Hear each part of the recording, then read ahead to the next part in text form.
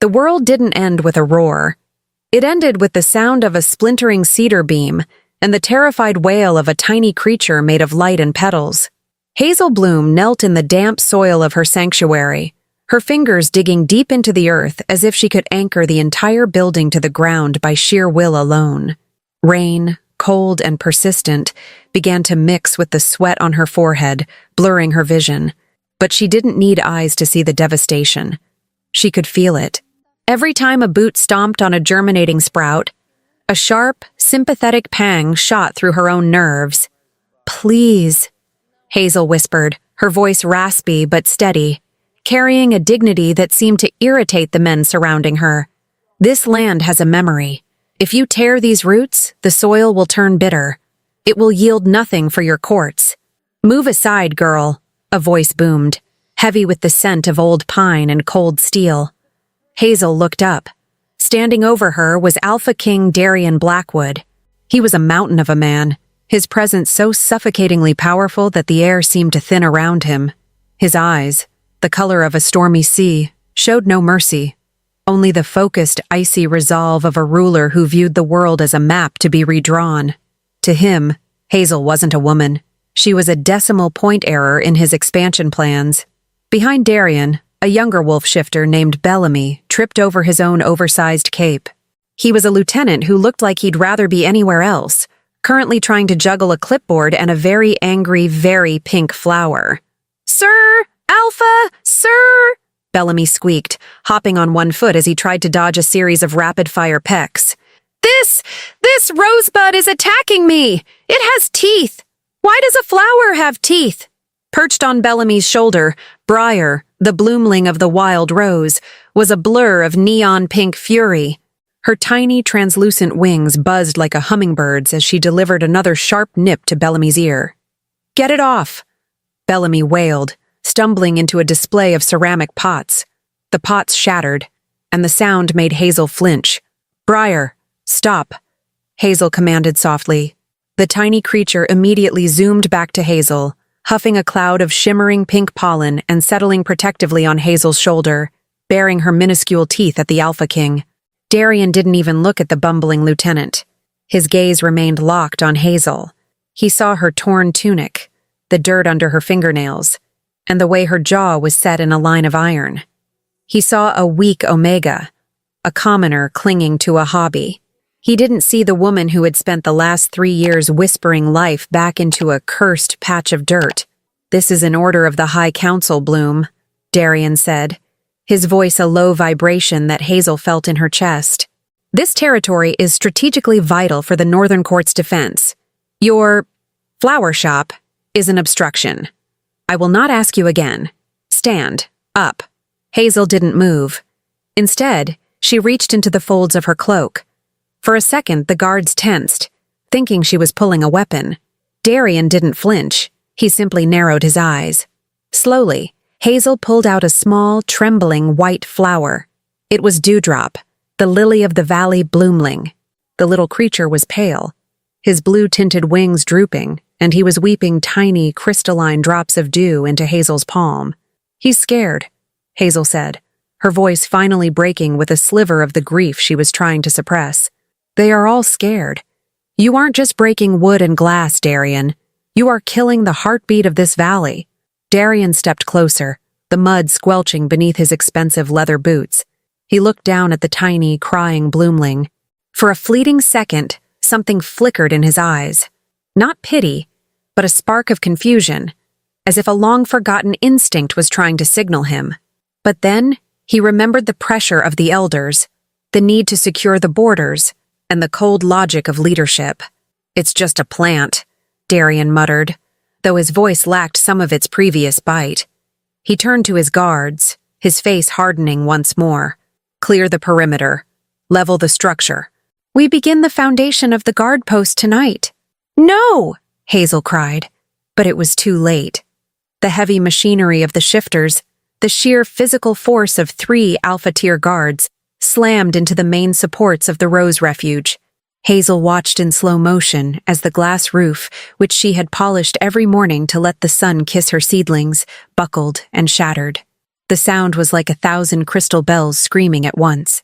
Dust billowed out, smelling of crushed lavender, wet earth, and broken dreams. Briar let out a high-pitched shriek of mourning. Dewdrop simply went limp in Hazel's hand, his glow fading to a dull, sickly gray. Hazel was pushed back by the rush of air as the roof collapsed. She fell onto her side, the cold mud soaking into her clothes. Through the haze of dust, she saw Darian. He stood perfectly still, watching the destruction with a mask of indifference. He didn't look like a hero. He looked like a storm that had finally hit land. Bellamy, the clumsy lieutenant, stood nearby, looking horrified. Alpha? We might have, destroyed those rare blue orchids the Queen Mother was always talking about? The ones that only grow here? Darian's head snapped toward Bellamy. What did you say? Nothing. Just, it's a lot of mess, isn't it? Bellamy squeaked, backing away as Briar lunged at him one last time, leaving a tiny scratch on his nose before retreating to Hazel. Hazel didn't wait for them to finish. She couldn't watch the cleaning of the debris. She crawled through the mud, her hands searching through the wreckage of what used to be her workbench. Her heart was a hollow ache, a void where her joy used to be. Suddenly, her fingers brushed against something hard and smooth. She pulled it out from under a pile of broken terracotta. It was a single obsidian black seed, glowing with a faint, pulsing violet light. It was the heart seed, the soul of the shop, the very first thing she had planted when she arrived in exile. She clutched it to her chest, the warmth of the seed the only thing keeping her from freezing. Darian walked toward her, his shadow falling over her like a shroud. He reached out a hand, perhaps to help her up, perhaps to usher her away, but Hazel recoiled as if his touch were poison. She stood up on her own, her legs shaking, but her spine straight. She wiped the blood from a small cut on her cheek, leaving a smear of red and earth. "You think you've claimed this land," Hazel said, her voice dropping to a whisper that felt more dangerous than a scream. "But the land knows its mother, and it will never forget what you did today." Darian opened his mouth to speak, but the words died in his throat. He looked at the wreckage, then at the woman who looked like a fallen queen in the mud, and for the first time in his life, the great Alpha King felt a cold shiver of doubt crawl up his spine. Hazel turned her back on him. She didn't look at her ruined home. She didn't look at the guards. With Briar mourning on her shoulder and the fading dewdrop tucked into her bosom, she walked toward the dark tree line of the forest. She had nothing left but a single seed and a heart full of shadows. Darian watched her go until she was nothing but a ghost in the mist. He looked down at his boots. There, stuck to the leather, was a single crushed white petal from a lily. He tried to brush it off, but it clung to him, smelling of a sweetness that felt like a reproach. "Sir?" Bellamy asked tentatively. "Should we follow her?" "No," Darian said, his voice tight. "She's just a florist. She'll find a village.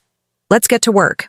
But as he turned away, the wind picked up, carrying the scent of the ruined garden toward the royal palace, where, in a high tower, a woman with silver hair was about to wake up from a dream, clutching a dried flower that matched the one Hazel had used to save her life. The silence of the whispering woods was not a void. It was a heavy, living thing that pressed against Hazel's eardrums like the weight of deep water. As she stumbled away from the smoking ruins of the Rose Refuge, the scent of charred cedar and crushed mint clung to her hair, a ghostly reminder of everything she had lost in a single afternoon of alpha arrogance. Hazel stopped at the edge of a silver-leafed glade, her breath coming in ragged gasps that turned into white plumes in the twilight air. Her legs gave out, and she sank onto a moss-covered log. The intimate camera of her mind stayed focused on her trembling hands. Her fingernails were stained with the dark, rich soil of her home, soil that was now being trampled by the iron-shod boots of Darian Blackwood soldiers. On her shoulder, Briar was a vibrating spark of neon pink. The bloomling's wings, usually rhythmic and soothing, were now erratic, snapping with a sound like dry parchment. She let out a series of tiny, sharp chitters, her miniature face twisted in a snarl directed back toward the clearing they had left. "I know, Briar," Hazel whispered, her voice cracking. "I know it hurts. She carefully reached into the collar of her tunic and pulled out Dewdrop. The lily-of-the-valley bloomling was in a dire state. His translucent white petals were translucent no more. They were turning a bruised, sickly gray. His tiny eyes remained closed, and the dew, he wept, the magical essence that could heal any plant, was thin and watery. Hazel felt his pain as if it were a splinter in her own heart. This was the curse and the gift of the Root Mother. She wasn't just a gardener, she was part of the ecosystem. When the king's men had smashed her greenhouses, they hadn't just broken glass. They had severed the energetic tether between Hazel and the life she had fostered for 3 years. "Please, Dewdrop, stay with me," she pleaded, pressing the tiny creature against her cheek. She could feel the faint, erratic pulse of his life force. To save him, she needed to plant the heart seed, the obsidian black seed she had rescued. But the heart seed required a specific kind of environment, a place where the veins of the world were close to the surface. The veins of the world were an ancient, hidden network of spiritual energy that ran beneath the 7 kingdoms.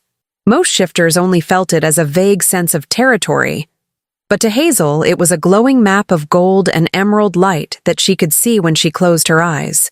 It was her original secret, the reason her cousin Cain had called her dangerous before casting her out. He feared a leader who could talk to the earth, for the earth cannot be lied to.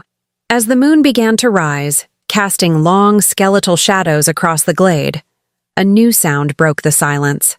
It wasn't the graceful movement of a predator, but the clumsy, frantic crashing of someone who had never spent a day in the wild.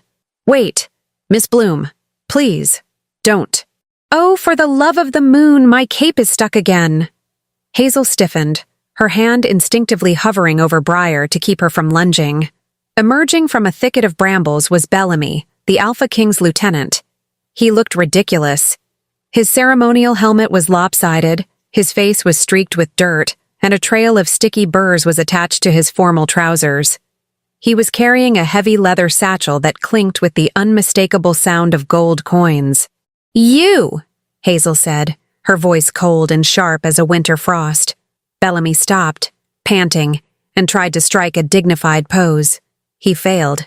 The Alpha King, Lord Darian, he sent me to, provide just compensation for the structural adjustments made to your property." Briar let out a hiss and took flight, hovering inches from Bellamy's nose. The little rose spirit began to glow a fiery, angry red. "Structural adjustments?" Hazel stood up, her eyes blazing. "He didn't adjust my property, Bellamy. He murdered 100 years of growth. Tell your king that his gold is as cold and lifeless as his heart." "I don't want it." Bellamy winced, looking down at the satchel. "Look, Miss Bloom, I'm just the messenger. And honestly, between you and me, the Alpha is in a mood. He's been staring at a crushed flower on his boot for the last hour like it's a death warrant. He's not used to people looking at him the way you did. It unsettled him." Hazel narrowed her eyes. He should be unsettled. He broke a law older than his throne. The law of the verdant heart states that no ruler shall strike the earth that feeds his people. He thinks he's building a guard post for security, but he's creating a scar that will never heal. Bellamy sighed, looking around the dark, oppressive forest. "Can you at least take the blankets? And some dried meat? It's going to freeze tonight and— Well, my mother would kill me if I left a lady in the woods with nothing but an angry rose and a crying lily." Hazel looked at the bumbling soldier. She saw the genuine worry in his eyes, a stark contrast to Darian's icy detachment. She reached out, but not for the gold. She took a small loaf of bread and a wool blanket from the top of his pack. "Go back, Bellamy," she said softly, "before the whispering woods decide you're an intruder." "Wait!" Bellamy reached into his pocket. "I found this in the wreckage. I thought maybe it was important."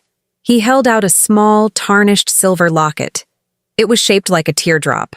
Hazel's breath hitched. She didn't recognize the locket as her own, because it wasn't.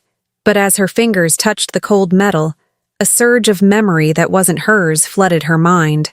A woman with silver hair, gasping for air on a dusty road. The smell of hemlock, poison.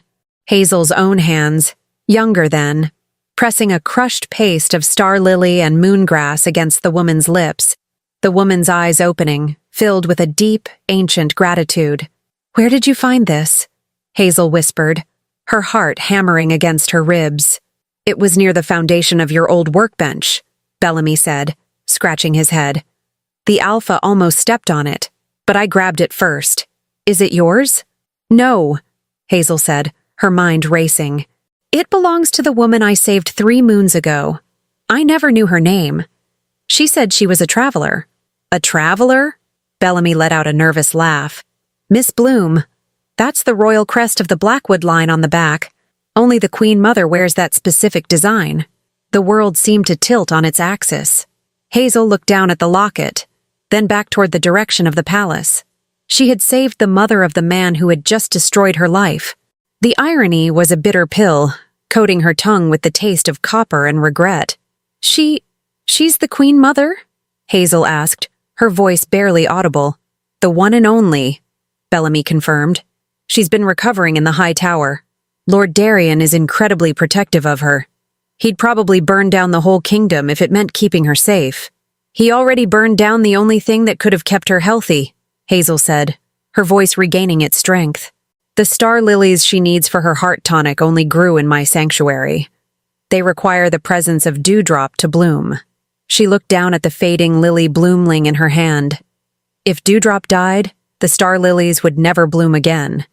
And if the Queen Mother's condition flared up, suddenly, a low, melodic hum vibrated through the ground. It was the veins of the world reacting to Hazel's distress. The trees around them began to glow with a faint bioluminescent light. Bellamy jumped, nearly tripping over his own sword. "What was that? Was that a wolf?" "Tell me that wasn't a rogue wolf." "It's the earth, Bellamy. It's waking up," Hazel said, a new resolve hardening in her chest. She didn't hate Darian Blackwood just because he was a king. She hated him because he was blind to the beauty he was supposed to protect. "Go back to the palace," Hazel commanded. "Tell the Queen Mother that the Girl of the Lilies sends her regards. And tell your king. Tell him that the bill for what he destroyed cannot be paid in gold. It will be paid in something much more precious." Bellamy didn't need to be told twice. He scrambled backward, his eyes wide as he watched the glowing roots of the trees rise slightly above the soil, forming a protective barrier around Hazel. "I'll tell him. I'll try.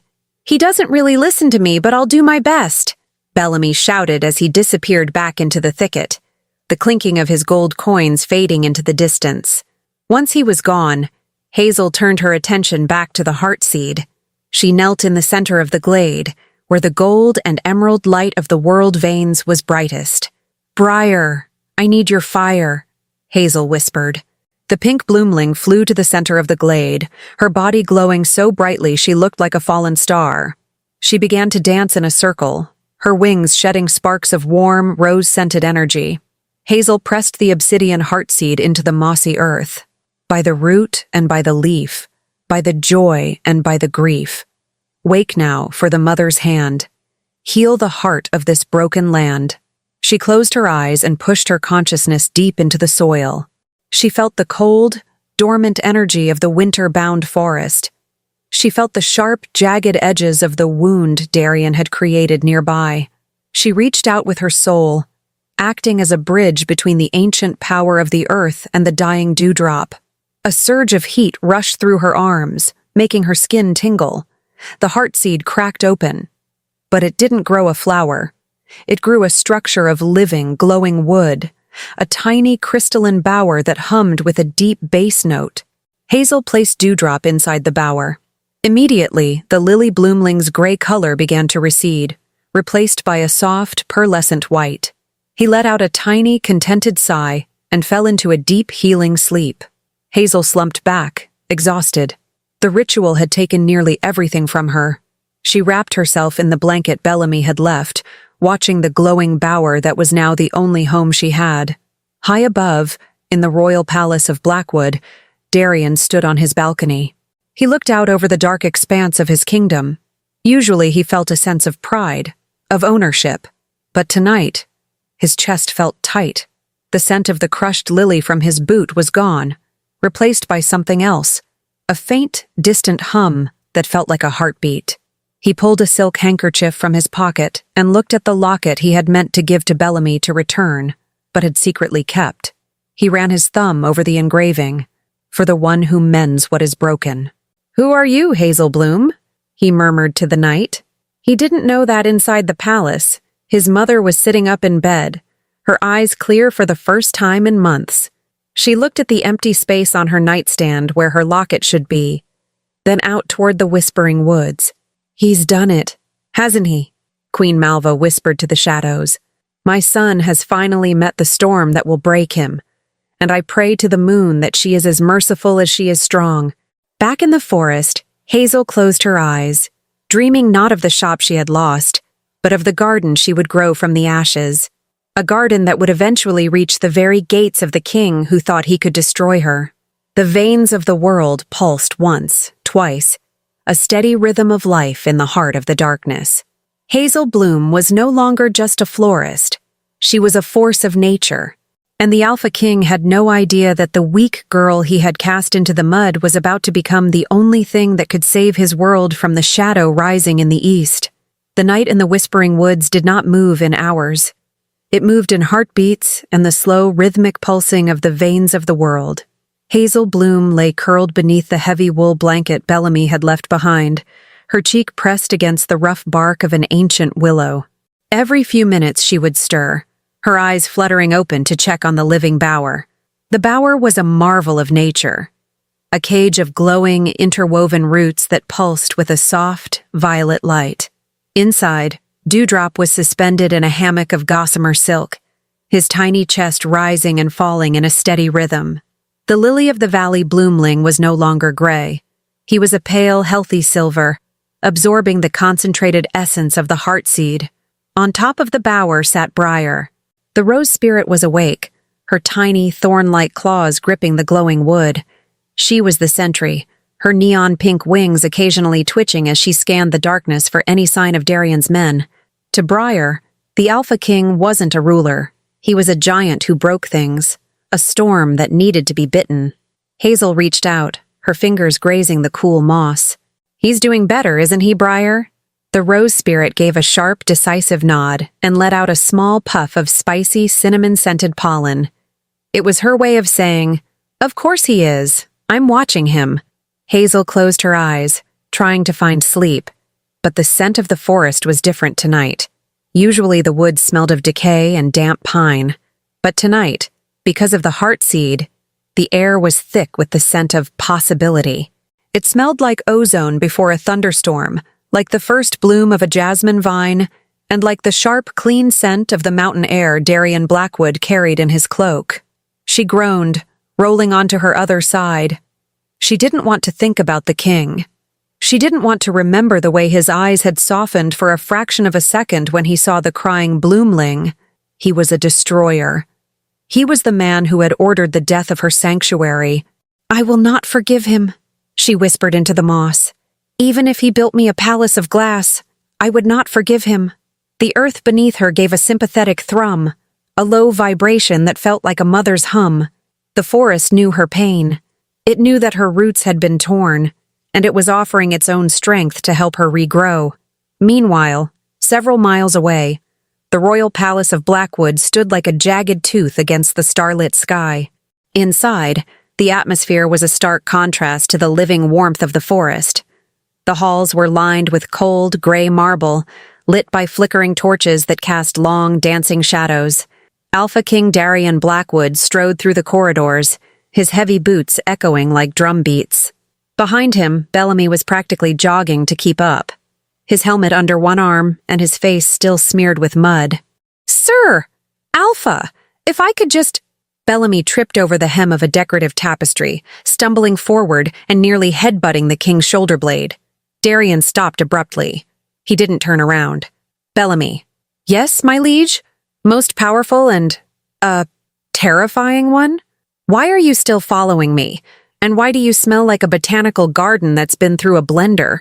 Bellamy sniffed his own sleeve. "Oh, that's probably the wrath pollen from the pink one. It's quite pungent, isn't it? Very zesty. But, sir, I really think you should look at the reports from the border. The soil in the area where we, readjusted the shop? It's turning black. Not healthy black, like compost. Like ink. The workers say the ground is literally pushing the stones back out. Darian finally turned, his face a mask of granite. The land does not push. It is dirt and rock. If the stones are moving, it's because the foundation wasn't dug deep enough. Tell the men to use more force. Force might be the problem, sir, Bellamy mumbled, looking at his feet. The girl, Hazel, she said the land has a memory. And right now, it seems to remember being very, very angry with us.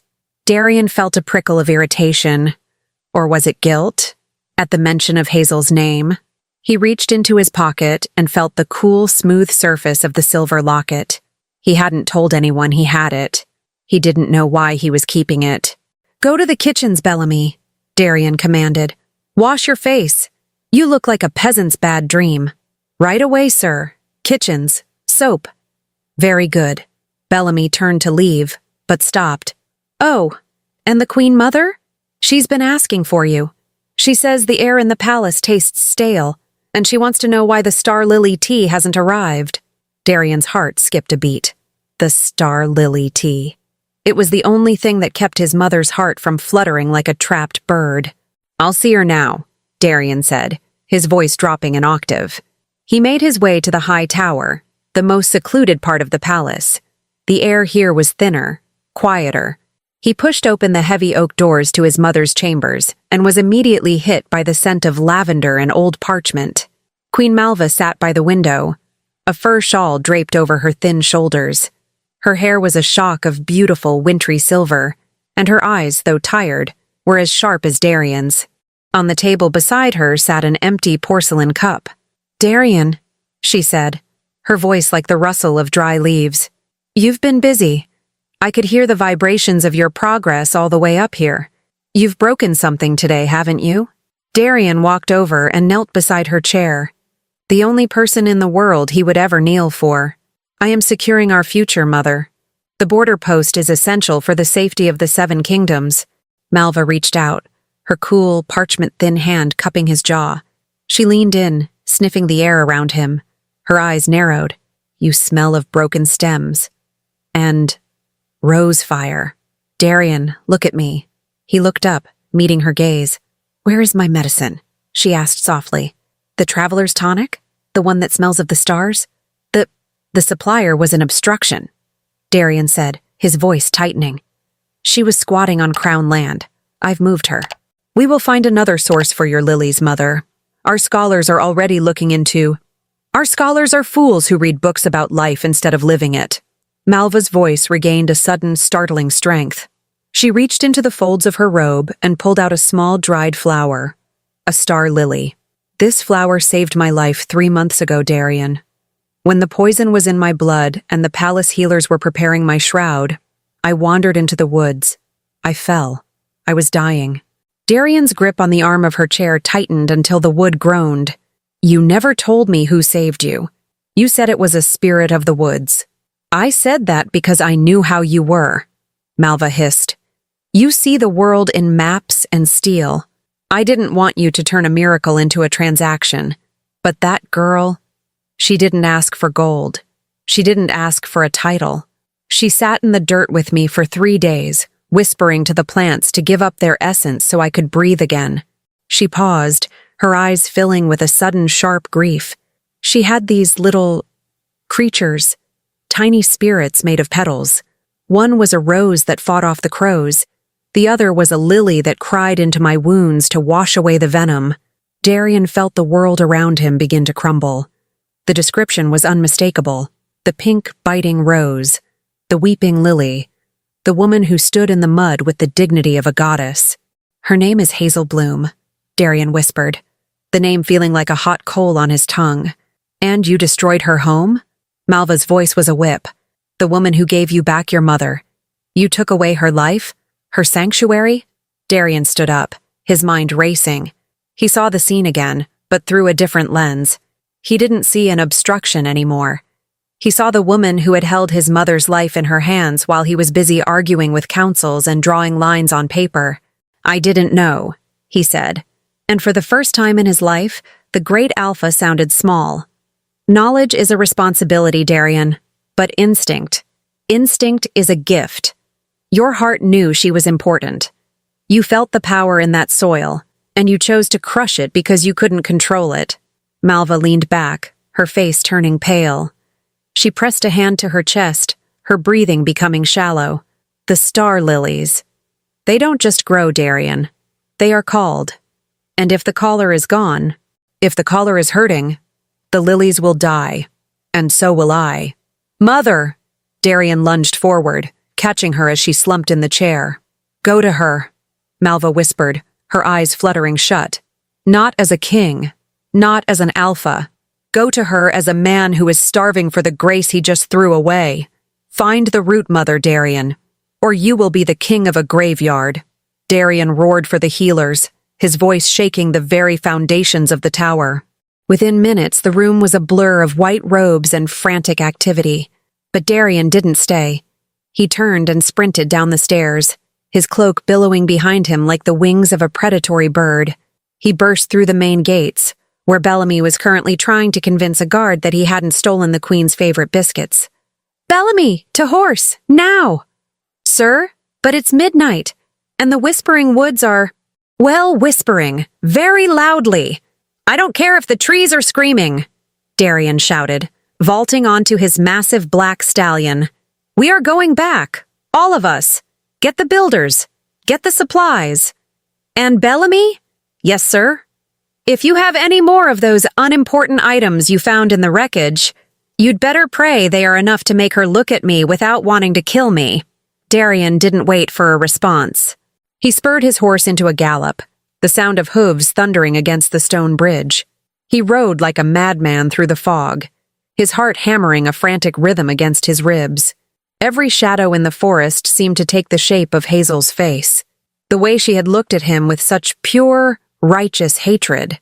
As he approached the site of the ruins, he saw something that stopped him in his tracks. The clearing where the Rose Refuge had stood was no longer dark.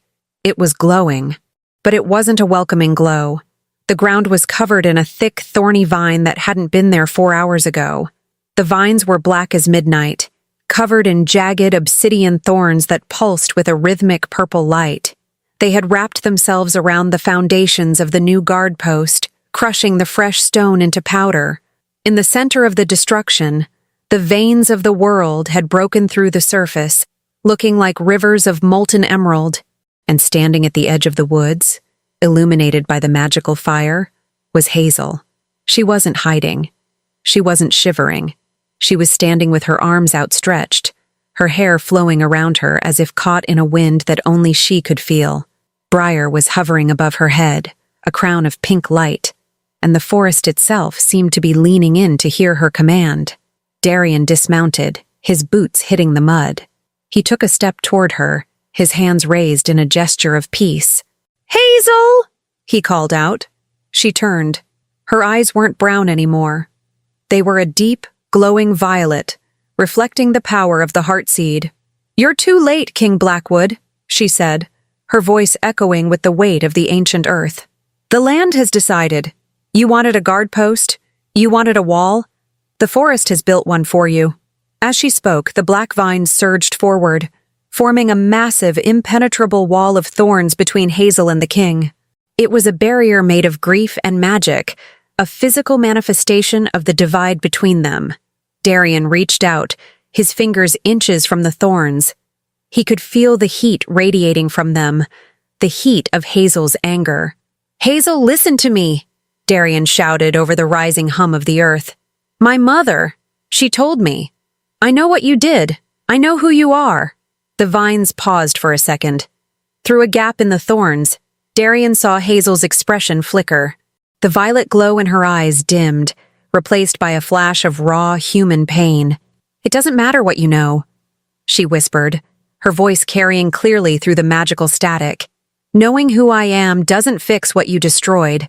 You came here to claim land, Darian, but you've only succeeded in claiming your own solitude. With a final wave of her hand, the vines shot upward, sealing the gap. The glow intensified, a blinding flash of emerald and violet that forced Darian to shield his eyes. When the light faded, the clearing was silent. The wall of black thorns remained, 40 feet high, humming with power. Hazel was gone. The forest had swallowed her whole, protecting its mother from the king who had broken her heart. Darian fell to his knees in the mud, clutching the silver locket so hard the metal bit into his palm. He looked at the wall of thorns, then at his own trembling hands. "I will break this wall," he vowed to the silent woods. "If I have to tear it down with my bare hands, if I have to plant every seed in this kingdom myself, I will find you, Hazel Bloom, and I will bring you home." Behind him, Bellamy finally arrived, panting and covered in even more mud. He looked at the massive wall of thorns and then at his king kneeling in the dirt. "Well," Bellamy squeaked, his voice cracking. "On the bright side, we don't have to worry about the foundation anymore. The vines seem to have, handled the demolition for us?" Darian didn't answer. He just stared at the thorns, realizing for the first time that being a king meant nothing if the earth itself refused to acknowledge your crown. The dawn did not break over the whispering woods. It bled. A bruised purple light filtered through the canopy, illuminating the colossal wall of black thorns that now stood as a monument to Hazel Bloom's fury. Alpha King Darian Blackwood had not slept. He sat on a fallen log a few yards from the barrier, his obsidian black horse grazing nervously behind him. His cape was ruined, stained with the mud of a dozen failed attempts to scale or breach the vines. Every time his steel blade had tasted the wood, the wall had groaned, pulsing with a violet light that sent a literal shockwave through his nervous system, knocking him back like a leaf in a gale. "You can't force your way into a heart that has locked its doors, sir." Darian didn't turn. He knew that voice. Bellamy was currently suspended 3 feet off the ground, his ankle caught in a sentient loop of ivy that seemed more interested in dangling him like a pendulum than actually hurting him. "I am not trying to break her heart, Bellamy," Darian said, his voice sandpaper rough from the cold and the silence. "I am trying to fix what I broke." "Well," Bellamy grunted, trying to reach his dagger but only succeeding in swinging himself faster. "Technically, you broke the shop. The heartbreaking part seems to be a side effect. Also, could you perhaps ask the greenery to put me down? I think all the blood is rushing to my head, and I'm starting to see little dancing sunflowers." Darian stood up, his joints popping. He ignored the lieutenant's plight for a moment, walking toward the wall. Up close, the thorns were beautiful in a terrifying way. They weren't just sharp. They were etched with glowing runes that hummed a low, mournful frequency. "Hazel!" he called out, his voice echoing through the mist. "I know you can hear me. The forest is your ears, isn't it?" Silence. Only the sound of a distant woodpecker and the rustle of the wind. "I have the locket!" Darian shouted, pulling the silver teardrop from his tunic. "The one you used to save my mother. She's awake, Hazel. She's asking for you. She says the stars have gone out of her tea because the one who calls them is gone."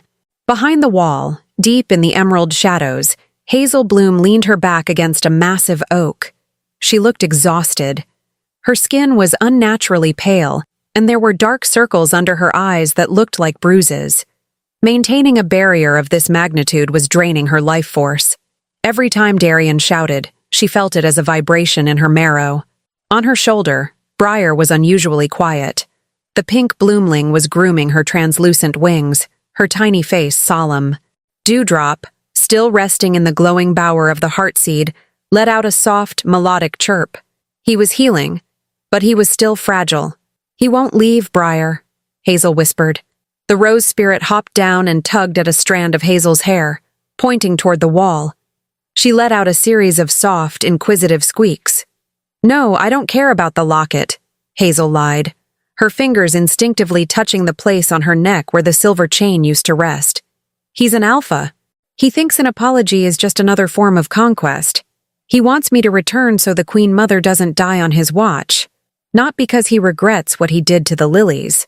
But even as she said it, She felt the veins of the world shifting beneath her feet. The earth wasn't feeding her anger anymore. It was reflecting Darian's turmoil. The king wasn't radiating the cold, sharp scent of iron and dominance. He smelled of salt, like a sea after a storm, like regret. Outside, Bellamy had finally managed to wiggle out of his boot, falling into a bush with a muffled oomph. He scrambled up, hopping on one foot. "Sir, look, the vines! They're moving!" Darian watched, his breath catching. The wall of thorns didn't collapse, but it began to weave itself together, creating a small circular opening at chest height. It wasn't a doorway. It was a window. From the other side, a tiny, neon-pink blur shot through the opening. Briar hovered in front of Darian's face, her wings buzzing so fast they were invisible. She bared her teeth, a miniature warrior in a world of giants. "Easy, little one," Darian murmured, holding out his palm. He didn't pull away when Briar delivered a sharp nip to his thumb. He didn't even flinch. He simply placed the silver locket in his open hand. "Give this to her. Tell her. Tell her the king is waiting, not for a gardener, for the woman who saved his world before he even knew her name." Briar looked at the locket, then at the blood on Darian's thumb from her bite. She let out a confused little chirp, her angry red glow fading into a softer, curious pink. She grabbed the silver chain with her tiny claws and dived back through the opening. The vines immediately snapped shut. "Well, that went better than the chopping it with an axe plan," Bellamy noted, pulling his boot back on. "Though I'm fairly certain that Flower Sprite is planning my demise. She has very judgmental eyes, sir. Very judgmental." "Stay here, Bellamy," Darian commanded. "Set up a camp. We don't leave until she comes out." "A camp? Here?" "Sir, the owls here sound like they're reciting poetry about our doom, and I'm pretty sure that squirrel over there is weighing my soul." "Then let it weigh it," Darian said, sitting back down on the log. "Maybe it will find something more useful than I did." Inside the forest, Hazel stared at the locket in her palm. The silver was cold, but as she touched the crest of the Blackwood line, a warmth spread through her fingers. She remembered the Queen Mother's face, the kindness in her eyes, the way she had hummed a soft lullaby when the fever was at its worst. "She's sick again, isn't she?" Hazel whispered. Dewdrops stirred in his bower, his glow brightening for a second. He let out a single, crystalline tear of dew. It rolled down the side of the wooden structure and landed on a wilted fern at Hazel's feet. The fern instantly unfurled, turning a vibrant, healthy green. The message was clear. The life Hazel protected was connected to the life she had left behind. By shutting out the king, she was also shutting out the woman who needed her. "It's a trap," Hazel told the Bloomlings. "He's using his mother's health to force my hand. He's a strategist, Briar. This is how they win." But as the day turned to dusk and the cold mountain air began to bite through her thin tunic, Hazel felt something she didn't expect. She felt Darian's presence. He wasn't pacing. He wasn't shouting. He was sitting.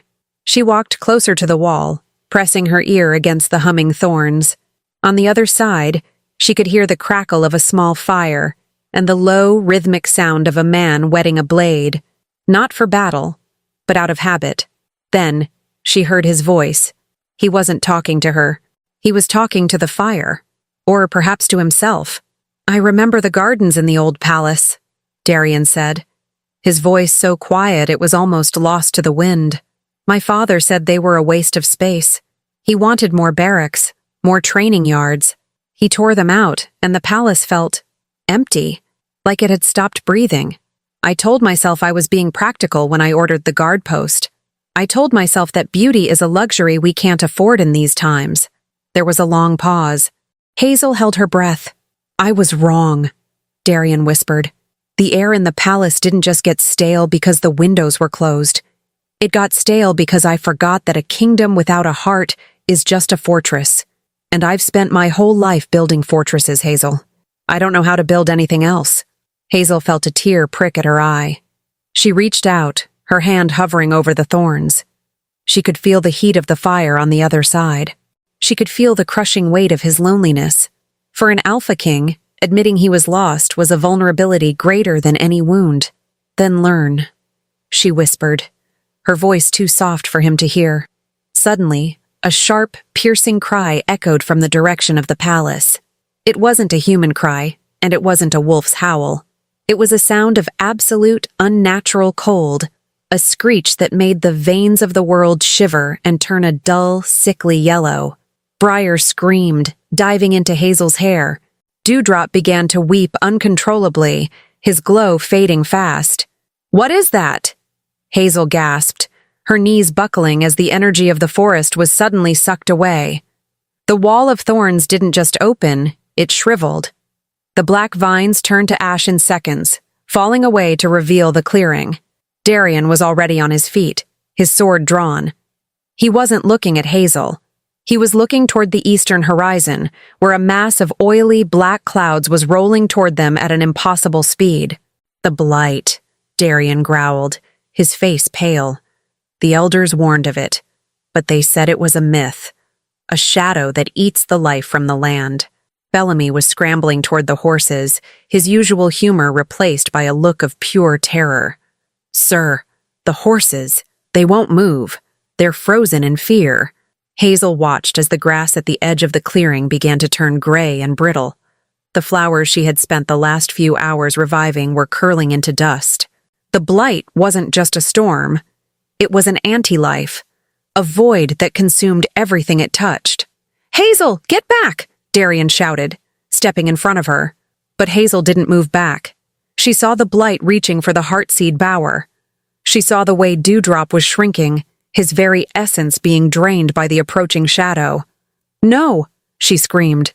She ran toward the center of the glade, her hands reaching for the heartseed. But before she could touch it, a wave of cold energy hit her, throwing her backward. Darian caught her, his powerful arms wrapping around her waist to keep her from hitting the ground. For a second, the intimate camera lingered on them, the contrast of his warm, solid strength against her trembling frame. The scent of him, smoke, leather, and a hint of the mountain snow, swirled around her, providing a momentary anchor in the chaos. "I've got you," he muttered into her hair, his heart hammering against her back. "The seed," Hazel gasped, pointing. "Darian, if it takes the heartseed, the 7 kingdoms will never bloom again. It's the source. It's what I used to save your mother." Darian looked at the black clouds, then at the small, glowing bower. He knew he couldn't fight the shadow with a sword. He looked at Hazel, his sea-colored eyes filled with a sudden, desperate clarity. "What do I do?" he asked. "I need a bridge!" Hazel cried over the roaring wind. "The earth is too weak to fight it alone. It needs a soul, an alpha's soul. You have to give the land your strength, Darian. You have to claim it, not as a king, but as its protector." Darian didn't hesitate. He thrust his sword into the ground at his feet. He reached out and took Hazel's hands in his. His palms were rough, calloused from years of training, but his grip was incredibly gentle. "Take it," he said, his gaze locked on hers. "Everything I am, every bit of power in my blood. Use it." Hazel closed her eyes. She felt the connection snap into place. It was like a dam breaking. The raw, primal power of the Alpha King flowed into her, a golden, roaring tide of energy that smelled of ancient forests and eternal winters. It was overwhelming, violent, and beautiful. She channeled that energy through her body and into the heartseed. A pillar of pure, white light erupted from the bower, shooting into the sky.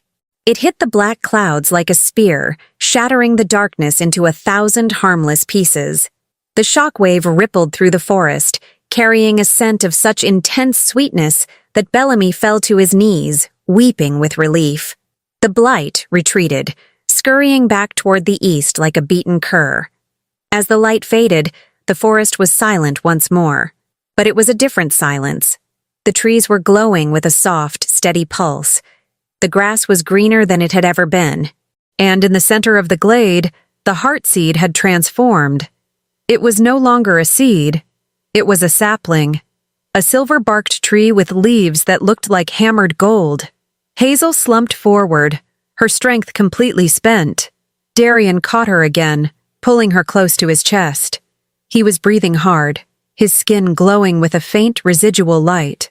"Is it over?" he whispered. "For now," Hazel murmured, her head resting against his shoulder. She was too tired to pull away. She could feel the steady beat of his heart, the heart she had thought was made of stone. But the shadow knows where we are now. It will come back. Darian looked down at her, his expression unreadable. He reached out and gently tucked a stray lock of hair behind her ear. His touch was hesitant, as if he were afraid she would shatter. "Let it come," he said, his voice a low growl of protection. "I have something worth fighting for now." Hazel looked up at him, and for the first time, she didn't see the king who had destroyed her shop. She saw the man who had stood in the path of a nightmare to save a single seed. But the moment was broken by a frantic, high-pitched squawk. Sir, the pink one, she's doing it again." They looked over to see Briar perched on Bellamy's head, vigorously weaving his hair into a series of tiny, intricate braids decorated with bits of moss and twigs. "I think she likes me now," Bellamy shouted, looking terrified and hopeful at the same time. "Or she's building a nest. Is she building a nest on my head, Miss Bloom?" Hazel let out a weak, genuine laugh, and Darian found himself smiling. A real, crooked smile that transformed his face from a mask of ice into something breathtakingly handsome. "She's claiming you, Bellamy," Hazel said. "You're part of the garden now." Darian looked at Hazel, his smile fading into something more serious, more intense. "And what about me, Hazel? Am I part of the garden too?" Hazel looked at the silver sapling, then back at the king. The road ahead was long, and the threat of the blight was only beginning. But as she felt the warmth of his hand on hers, she knew that the wall of thorns was gone for good. "We'll see, Darian," she whispered. "We'll see what grows." The journey from the scorched glade to the royal palace of Blackwood felt like a fever dream etched in gold and shadow. Hazel Bloom sat in front of Darian on his massive warhorse, her back pressed against the hard, warm wall of his chest. Every rhythmic jolt of the horse's gallop sent a thrum of awareness through her. The scent of rain-dampened wool, the faint metallic tang of his armor, and the overwhelming pine-heavy aura of a king who had just given his soul to the earth. Darian's arms were like iron bands on either side of her, holding the reins with a white-knuckled grip. He didn't speak, but she could feel the vibration of his shallow breathing against her spine. He was terrified, not of the blight, nor of the long ride, but of the ticking clock in his mother's chest. Behind them, Bellamy was having a significantly less poetic experience. "I believe, ow, that my liver has moved. Ugh. To where my spleen used to be," Bellamy shouted over the wind, bouncing precariously in his saddle. Briar was still perched on his head, her tiny rose-petal wings fluttering with excitement. She seemed to have decided that Bellamy's chaotic energy was the perfect medium for her latest artistic endeavor. She was now busy weaving a small, protective thistle shield into his messy hair. "Stay still, you bumbling sprout," Briar chirped in her high-pitched melodic voice, a sound only Hazel could truly translate, though Bellamy seemed to understand the reprimand perfectly well. "I'm trying, my lady of the thorns. Truly," Bellamy squeaked, ducking as a low-hanging branch swept past. Hazel looked down at the satchel clutched in her lap. Inside, nestled in a bed of damp moss, sat the silver sapling's first 3 leaves and a small vial of Dewdrop's tears. The lily bloomling was resting in her pocket, his glow a soft, steady pulse that told her they were close to the source of the queen's ailment. As they crested the final hill, the silver city of Blackwood rose out of the mist. It was a masterpiece of cold, unyielding stone, soaring white towers and jagged battlements that looked like frozen lightning. To the wolves of the northern court, it was a symbol of strength. To Hazel, it looked like a cage.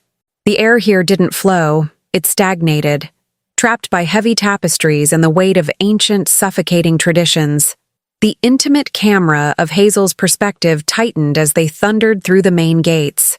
The guards, shifters with eyes like flint, snapped to attention. Their gazes lingered on Hazel, a mud-stained woman in a torn tunic riding with their king. The whispers started before the horse had even come to a halt. "The florist? The one from the border?" Why does she carry the scent of the High King's power? Darian ignored them all. He dismounted in one fluid motion and reached up to catch Hazel, his hands lingering on her waist for a heartbeat longer than necessary.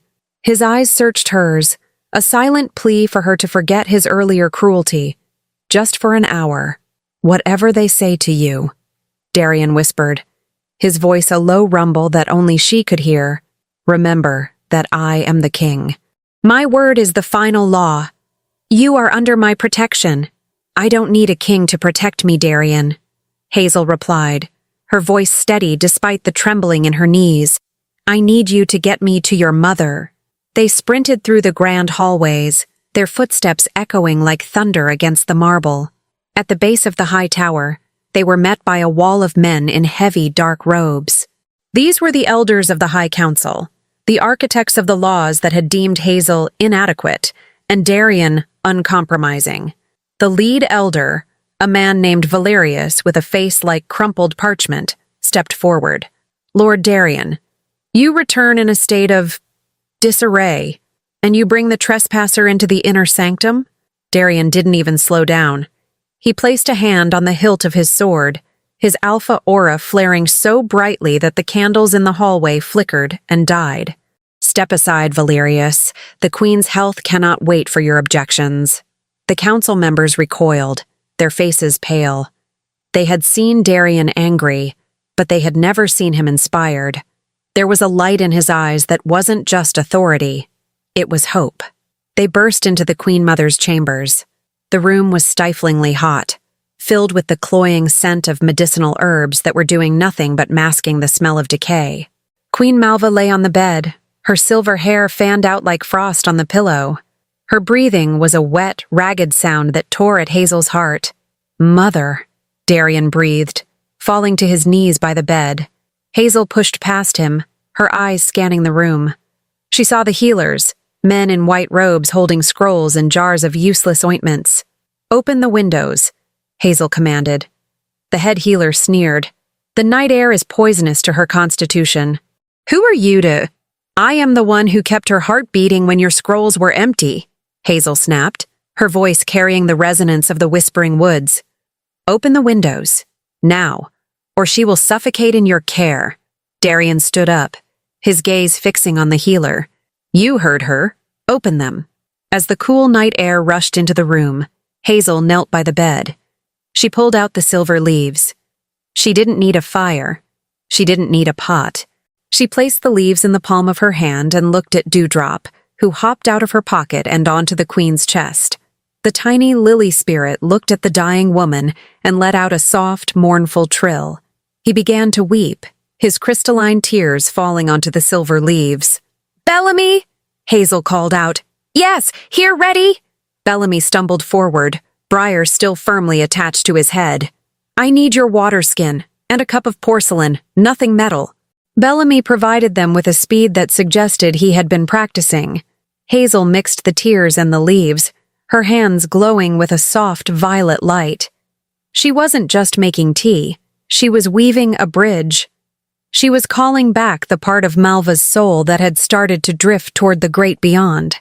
She pressed the cup to Malva's lips. Drink, Mother of the Moon. The roots have not forgotten you. The lilies are calling you home. For a long, agonizing minute, nothing happened. The healers whispered in the corner. The council members watched from the doorway like vultures. Darian stood behind Hazel, his hand resting tentatively on her shoulder, his strength flowing into her as it had in the forest. Then Malva gasped. Her eyes flew open, no longer dull, but bright with the reflection of the silver leaves. She sat up with a strength that shouldn't have been possible, her hand flying to her chest. She took a deep, clear breath, the rattling sound in her lungs vanishing instantly. The star lilies, Malva whispered, her voice rich and melodic. She looked at Hazel, a slow smile spreading across her face. You came. I knew the wind would bring you back to me. I am here, Malva, Hazel said, her voice thick with emotion. Darian let out a sound that was half sob, half laugh. He leaned forward, burying his face in his mother's hand. The intimate camera stayed on the trio, the king, the queen, and the florist, forming a circle of light in the center of the cold stone palace. But the peace was short-lived. "This is sorcery!" Valerius shouted from the doorway, his voice trembling with a mix of fear and calculated malice. "She has used the Alpha's own essence to perform a ritual of the ancient earth. My lord, this woman is not a healer. She is a threat to the stability of the 7 kingdoms." Darian stood up, turning to face the council. He didn't look like a man who had just saved his mother. He looked like a man who was about to tear a world apart. "She is the one who saved the queen," Darian said, his voice a low, lethal vibration.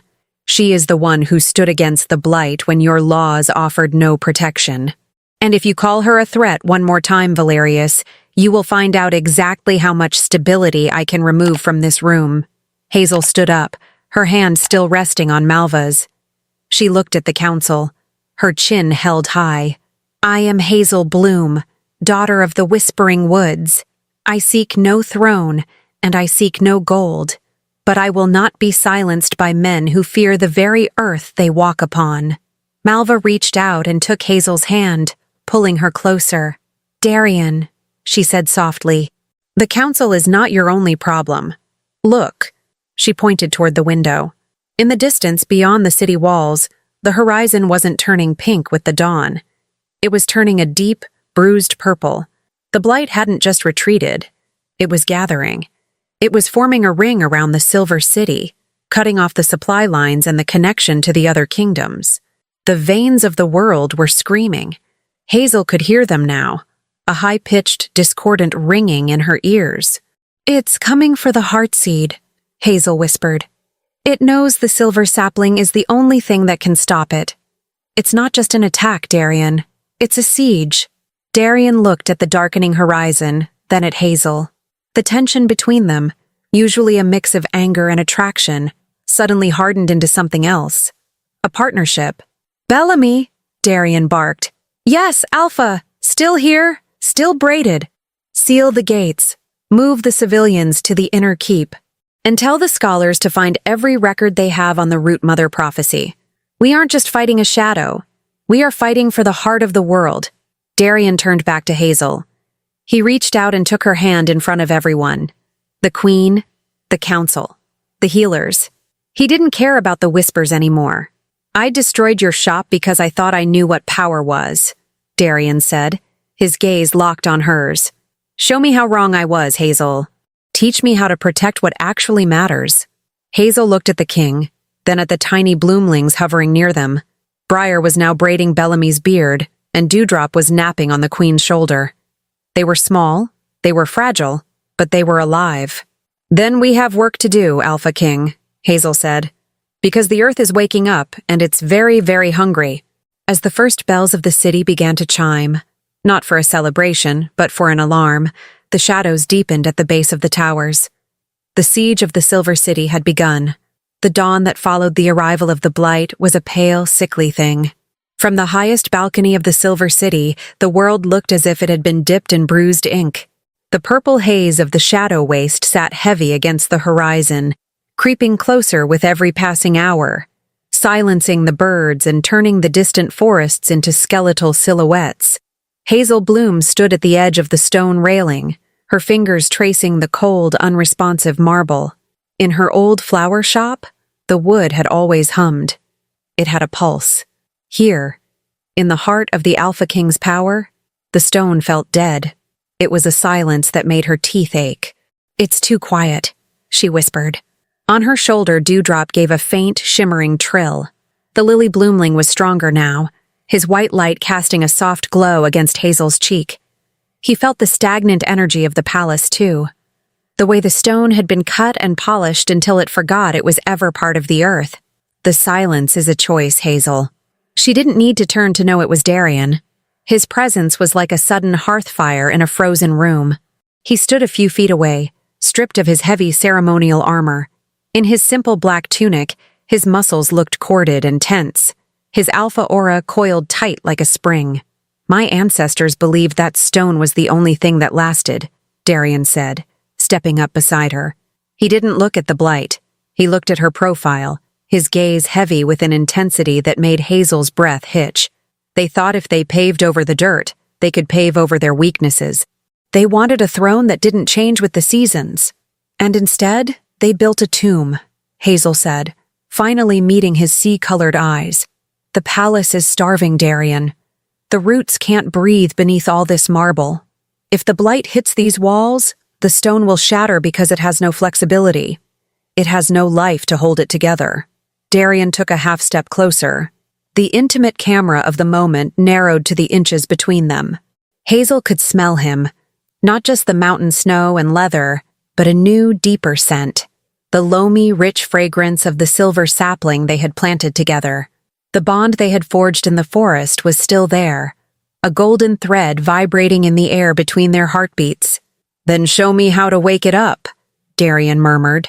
His hand hovered near hers on the railing, his fingers twitching as if he wanted to reach out, but feared the rejection he knew he deserved. "I've spent my life commanded by the council to be the iron in the wall. I don't know how to be the sap in the tree." Hazel looked down at his hand, broad, powerful, and scarred from a lifetime of conflict. This was the hand that had ordered the destruction of her life's work, but it was also the hand that had held her steady when the world turned to shadow. "It requires a sacrifice of control, Alpha," she said, her voice dropping to a whisper. "You have to stop commanding and start listening." "Can you do that?" Before he could answer, a series of frantic, high-pitched yips erupted from the hallway behind them. "Move! Clear a path for the royal botanist's apprentice and his, highly aggressive floral escort." Bellamy burst onto the balcony, looking like a man who had lost a fight with a craft store. Briar had apparently decided that Bellamy's head was not just a perch, but a permanent residence. She had woven so many vines, bright berries, and protective thorns into his hair that he looked like a walking hedgerow. "Sir, Alpha, Miss Bloom," Bellamy panted, coming to a halt and nearly tripping over his own boots. "The council is in an uproar. Valerius is claiming that the purple fog is a result of your, unorthodox gardening. He's demanding a trial by the ancient law." Darian's jaw set into a hard, dangerous line. Valerius would argue with the sun about the color of the sky if it meant he could keep his grip on the throne. What trial? "The trial of the root," Bellamy squeaked, ducking as Briar tried to weave a particularly sharp holly leaf near his ear. "They say if Miss Bloom is truly the root mother, she should be able to make the great courtyard bloom. If she fails, they'll declare her an agent of the blight and, well, the words exile and dungeon were thrown around quite a bit." Hazel felt a cold shiver of fear, but she didn't let it show.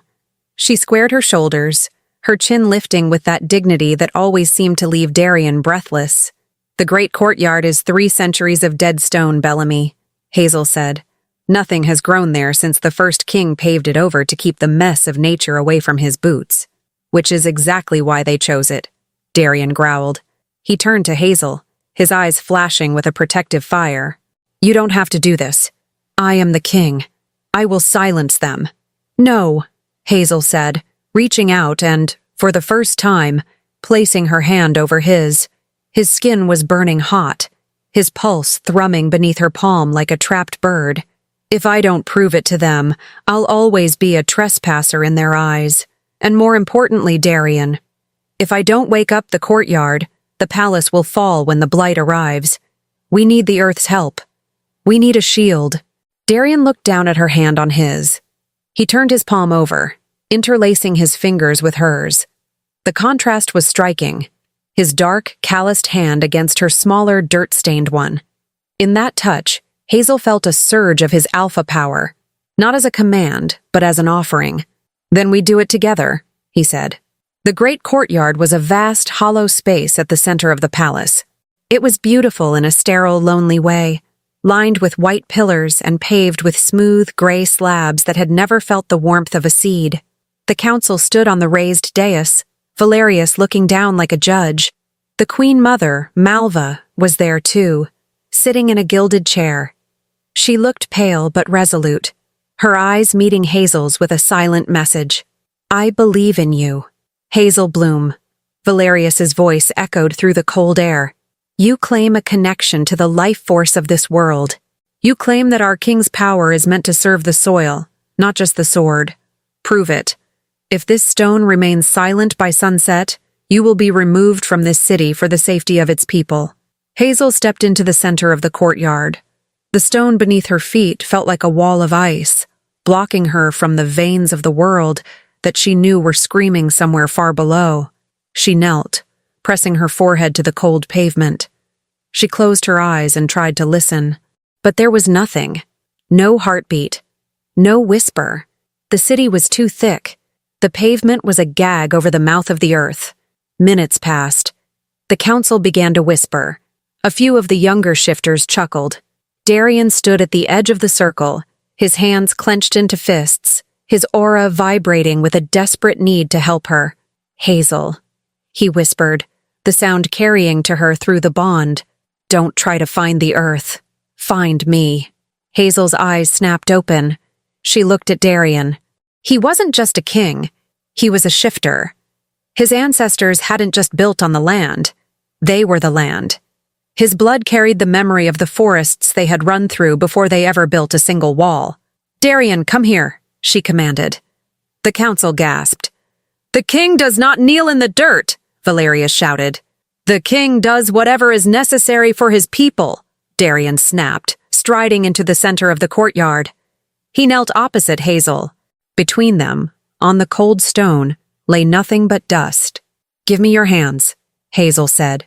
As their palms met, Hazel didn't look for the roots. She looked into Darian's soul. She followed the golden thread of their bond, diving deep into the primal, ancient part of his alpha spirit. She found the wilderness inside him, the smell of crushed pine, the roar of the mountain wind, the heat of a wolf's breath. She used his blood as a lightning rod. "Wake up," she thought, pushing Darian's raw power down through his knees and into the floor. "The king is calling. The mother is here. Wake up!" A low, tectonic groan vibrated through the palace. It wasn't the sound of an earthquake. It was the sound of a long, dormant heart starting to beat. A single hairline fracture appeared in the center of the courtyard, right between their joined hands. Then another, and another. The gray slabs began to buckle. From the cracks, a vibrant emerald green moss began to pour out like liquid light. Within seconds, a massive root, thick as a man's torso and glowing with violet energy, burst through the pavement, spiraling upward toward the sky. "Look," Bellamy shouted, pointing from the sidelines. The stone didn't just break, it transformed. The cracks became channels for water that hadn't seen the sun in 300 years. Flowers that had been extinct for centuries, ghost lilies, fire tulips, and moon ferns, erupted from the debris, their petals unfurling in a riot of color that defied the gloom of the blight. The scent was overwhelming. It smelled of ancient rain and new beginnings. The intimate camera caught the moment of pure, raw connection. Darian and Hazel were still holding hands, the glowing moss creeping up their arms, binding them together. They were the center of a literal explosion of life. Darian's eyes were wide, filled with a wonder he hadn't felt since he was a child. He looked at Hazel, and in that moment, the Alpha King was completely, utterly conquered. Not by force, but by the beauty she had brought out of him. "You did it," he breathed. "We did it," she corrected, her voice trembling with exhaustion. The council was silent. Valerius looked as if he had swallowed a bitter stone. Even the most cynical of the guards was staring at the blooming courtyard with tears in his eyes. For the first time in generations, the Silver City felt alive. But as the cheers began to rise, a sudden, piercing cold swept through the courtyard. The purple fog of the blight had reached the city walls. The sky above them turned the color of a bruise. A deep, discordant hum began to shake the towers, the sound of the shadow waste trying to find a way in. Hazel stood up, pulling Darian with her. She looked at the new, glowing garden she had created. "It's not just a garden, Darian," she said, her voice turning sharp and authoritative. "It's a network. Every flower in this courtyard is now connected to the roots of the world. We can use them to sense where the blight is weakest. We can weave a shield of thorns around the entire city." Darian looked at the wall of flowers, then at his soldiers. He saw the way they were looking at Hazel, no longer with suspicion, but with awe. "You heard the root, Mother," Darian's voice boomed, regaining its royal authority. "The defense of Blackwood begins now. Bellamy, get the scouts to the walls. Healers, prepare the essence of the ghost lilies. We aren't just holding a city, we are protecting the heart of the world." As the palace hummed with the sudden, frantic energy of preparation, Hazel felt a hand on her shoulder. It was Queen Malva. "You've given them something more than a shield, Hazel," the Queen Mother whispered. "You've given them a reason to believe that the world is worth saving." Hazel looked at Darian, who was currently barking orders to his captains, his eyes constantly darting back to her to make sure she was safe. She thought about her ruined shop, the smell of the smoke, and the rage she had felt. The rage was still there, but it had changed. It was no longer a fire that burned. It was a fire that forged. "I'm not finished yet, Malva," Hazel said, her gaze turning toward the dark horizon. "The blight took my home. Now, I'm going to make sure it never takes anyone else's." On the other side of the courtyard, Briar was currently leading a small army of bloomlings, dozens of them, born from the new flowers, who were busy decorating the guards' spears with thorns that glowed with a deadly, venomous pink light. Bellamy, now completely covered in flowers and looking like a very confused topiary, gave Hazel a thumbs up. "We're ready, Miss Bloom. The petal platoon is at your command." Hazel laughed, but the sound was cut short by a roar from the gates. The first wave of the blight had hit the shield. The real test was about to begin. The Silver City was no longer a fortress of silent stone. It had become a living, breathing organism of emerald and thorn. But even a living city can bleed. The blight had not simply arrived. It had settled like a suffocating shroud of violet smoke against the outer walls. From the ramparts, the view was terrifying. The shadow waste didn't just sit there, it hissed. It felt like 1,000 tiny needles pressing against the magical shield Hazel had woven through the new garden. Inside the great hall, the air was thick with the scent of ozone and the frantic energy of a war room. Darian stood over a massive stone table, his finger tracing the veins of the world that Hazel had mapped out in glowing moss across the surface. "The pressure is highest at the north gate," Darian said, his voice a low rasp. He hadn't slept in 48 hours. His eyes were bloodshot, and his alpha scent, usually so dominant, was tinged with the metallic tang of exhaustion. "If the shield buckles there, the blight will pour into the lower city. We'll lose the granaries within minutes." Hazel stood opposite him, her hands resting on the edge of the table. She looked even worse. Every time the blight lashed out at the shield, she felt it. Her skin was so pale it was almost translucent, and a thin trail of silver blood had dried beneath her nose. "I can't hold it much longer, Darian," she whispered. "The earth here is willing, but it's thin. It's been paved over for too long. It doesn't have the deep reserves I had at the shop." Darian looked up, and for a moment, the intimate camera caught the raw, agonizing guilt in his gaze. He knew.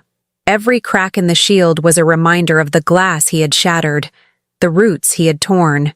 "There has to be another way," he said, stepping around the table. He reached out, his hand hovering near her face before he finally let his thumb brush the silver stain on her skin. "I won't let it take you too. It's not taking me," Hazel said, leaning into his touch despite herself. "It's taking us. The 7 kingdoms. If the Silver City falls, the Heartseed sapling dies. And if that dies—" "I know," Darian interrupted, his voice dropping to a growl. "But I am the Alpha King. My life is supposed to be the shield, not yours." Suddenly, the heavy oak doors burst open. Bellamy practically tumbled into the room, followed by a very frazzled-looking Briar. The rose spirit was glowing a frantic, pulsating orange, the color of alarm. "Sir, Miss Bloom, the council, they've done something. Something very, very traditionally stupid," Bellamy shouted, his hair, still full of braids and twigs, standing on end. "Speak plainly, Bellamy," Darian commanded. "Valerius, he's opened the vault of the first king. He says that if the florist can't hold the wall, he'll use the obsidian siphon to drain the land's energy and blast the fog away." Hazel's heart went cold. The obsidian siphon? Bellamy, that's not a weapon. It's a parasite. It doesn't blast the blight. It eats the life force of everything within 10 miles to create a temporary vacuum. It will kill every plant, every bloomling, and likely every non-shifter in the city. Darian didn't wait for another word. He grabbed his sword and sprinted for the door. Hazel, stay with the heartseed. Bellamy, with me. No! Hazel cried, stumbling after them. Darian, the siphon is triggered by blood. If Valerius touches it, he'll start a chain reaction we can't stop. The vault was a cold, subterranean chamber beneath the palace foundations. When they arrived, the air was already vibrating with a sickening, discordant hum. Valerius stood before a pedestal where a jagged shard of black glass floated, surrounded by swirling shadows. Stop! Darian's voice boomed, echoing off the damp walls. Valerius turned, his eyes wide with a fanatic's light. You are weak, Darian. You dally with this girl while our walls crumble. The first king left us this power for a reason. I will save this city, even if I have to turn the soil to ash to do it. The soil is the city, you fool, Hazel shouted, pushing past Darian. She could see the bloomlings of the palace, tiny, pale creatures born from the new garden, shivering in the corners of the room. They were being pulled toward the shard like dust into a gale. Valerius reached for the glass. Don't! Darian lunged, but he was too far. As Valerius's hand closed around the obsidian siphon, a shockwave of absolute cold blasted through the room. The black glass didn't glow. It consumed. A vortex of shadow erupted, and Hazel felt the life force of the city begin to drain. The flowers in the hallway outside withered instantly. Dewdrop, tucked in Hazel's pocket, let out a tiny, heart-wrenching whimper. Darian, give me your hand. Hazel screamed over the roar of the vortex. What are you doing?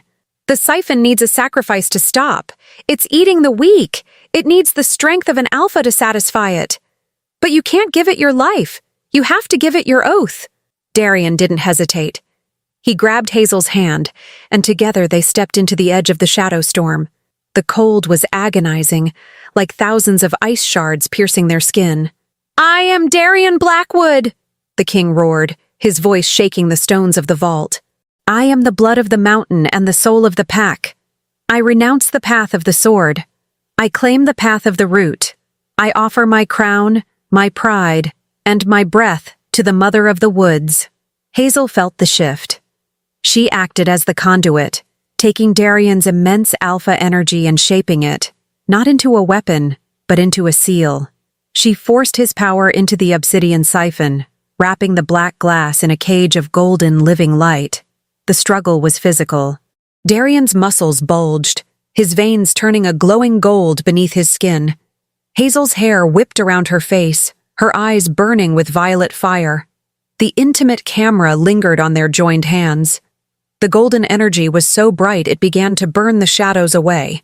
Darian's face was twisted in pain, but his eyes never left Hazel's. In that moment of near death, there was no king, no florist, only two souls bound by a choice. With a final deafening crack, the obsidian siphon shattered. The shadows vanished. The cold snapped into a sudden, lingering warmth. Valerius fell to the floor, unconscious and drained. But Darian didn't look at him. He slumped against the pedestal, his chest heaving. His golden glow faded, leaving him trembling and pale. Hazel knelt beside him, catching him before he hit the stone. Darian, look at me. Breathe. He blinked, his sea-colored eyes slowly coming back into focus. He reached up, his hand shaking as he touched her cheek. Did we save them? The siphon is gone, she whispered, tears finally spilling over. But Darian, you gave up your alpha link to the council's laws. You've broken the ancient pact. They won't recognize you as king anymore. Darian let out a weak, dry chuckle. He pulled her closer, resting his forehead against hers. Let them have the crown, Hazel. I'd rather be a gardener in your world than a king in theirs. The moment was interrupted by a soft, melodic chirp. Dewdrop hopped out of her pocket, followed by Briar, who was uncharacteristically gentle. The two bloomlings began to glow together, one white, one pink, creating a soft lavender light that bathed the two of them. The bloomlings began to sing, a sound like silver bells, and Hazel felt the city's heart start to beat again. Outside, the blight let out a final, frustrated shriek. The shield hadn't just held, it had expanded. The golden oath Darian had made had resonated through the veins of the world, turning the Silver City into a beacon that the shadow could no longer touch. Bellamy peered around the corner, looking uncharacteristically somber. "Sir? The people?" They saw the light. "They're standing in the courtyards. They aren't afraid anymore." Darian stood up slowly, leaning on Hazel for support. He looked at the shards of the black glass, then at the girl who had changed everything.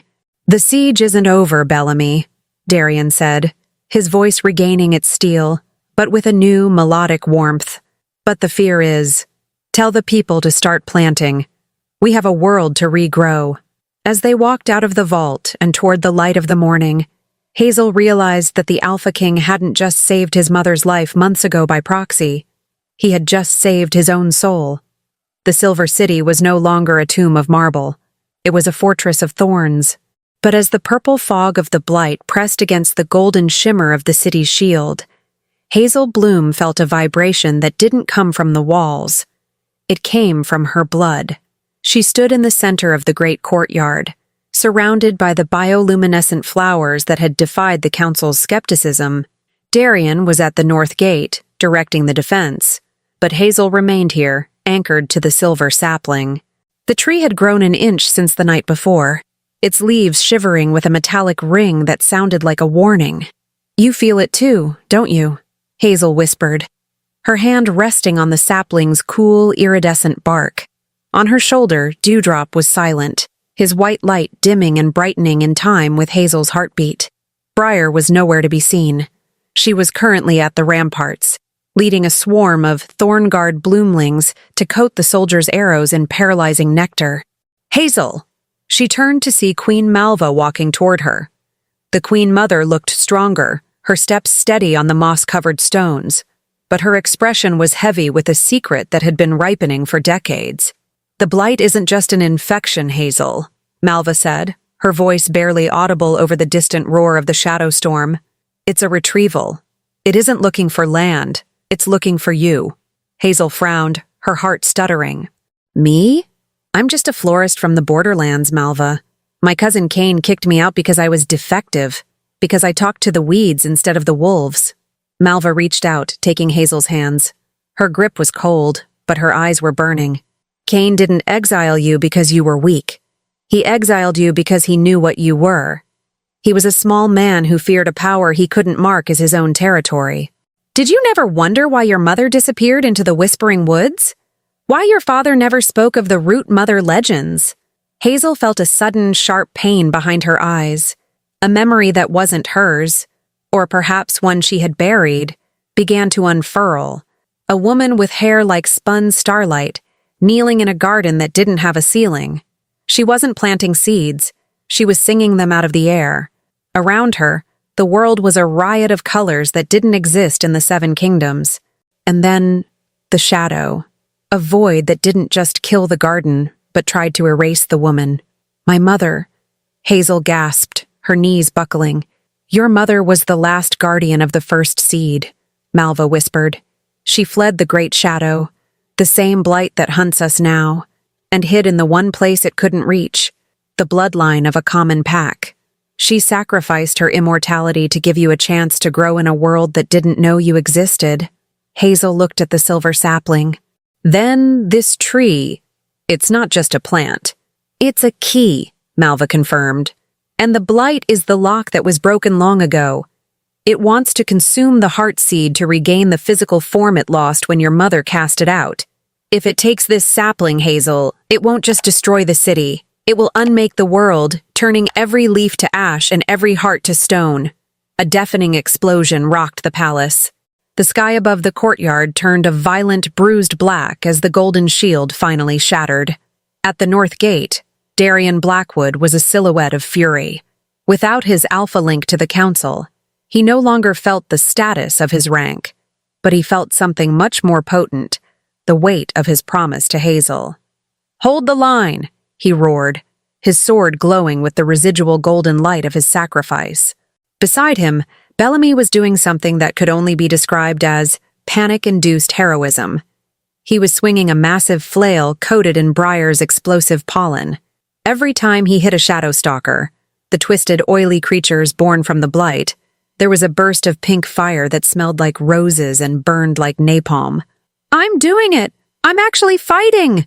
Bellamy screamed, his eyes wide. "Wait, no, that's a big one. That's a very big shadow. Briar, do something." The rose spirit dived from the battlements, her body turning into a streak of neon pink lightning. She slammed into the chest of a 10-foot-tall shadow beast, detonating a cloud of thorns that shredded the creature from the inside out. But for every monster they killed, 10 more rose from the fog. Darian felt the cold biting at his bones. He looked back toward the palace, toward the light of the heartseed. He saw the shield go down. He saw the darkness pouring over the walls like ink into water.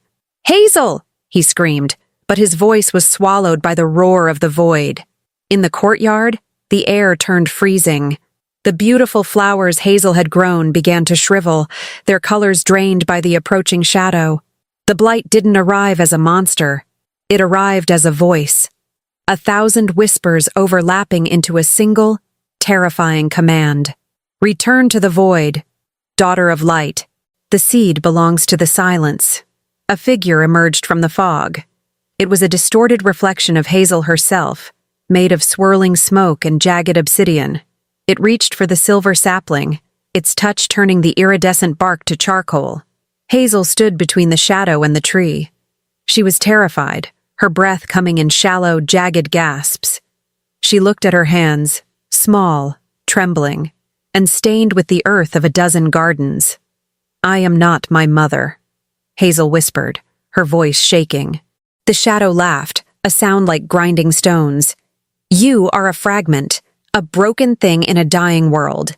"I am a fragment," Hazel agreed, her voice growing stronger. She thought of Darian's rough hands holding hers.